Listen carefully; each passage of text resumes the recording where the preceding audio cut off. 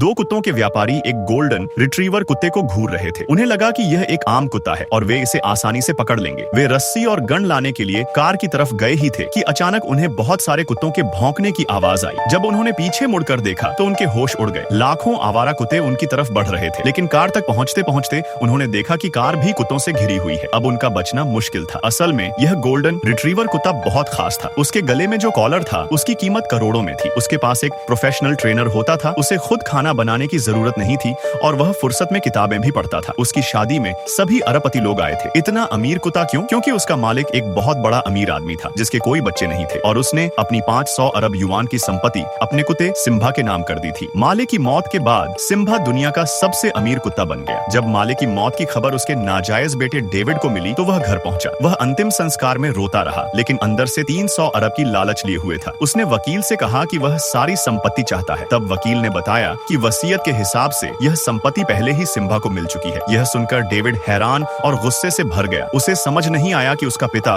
उसे छोड़कर एक कुत्ते को वारिस कैसे बना सकता है। फिर भी उसने एक चाल चली। उसने कहा कि वह सिम्बा को अपना गॉडफादर बनाना चाहता है ताकि उसके मरने के बाद सारी संपत्ति उसे मिल जाए। वकील ने काफी सोचने के बाद यह मान लिया। इसके बाद डेविड और उसके दोस्त ने एक किताब ढूंढी जिसमें कुत्ते को गलती से मारने के 500 तरीके लिखे थे और वे एक एक करके कोशिश करने लगे। पहली कोशिश, उन्होंने बिजली का झटका देने की योजना बनाई, लेकिन सिम्बा बहुत होशियार था। उसने खतरा भांपकर बिजली बंद कर दी। जब दोनों आदमी जांच करने गए तो उसने बिजली वापस चालू कर दी और उनमें से एक को जोर का झटका लगा। दूसरी कोशिश, उन्होंने एक छोटे सफेद कुत्ते का इस्तेमाल किया। वे चाहते थे कि सिम्बा उसे देकर किसी जाल में फंस जाए, लेकिन जब उन्होंने योजना अमल में लाने की कोशिश की तो खुद ही फिसल कर नीचे गिर पड़े।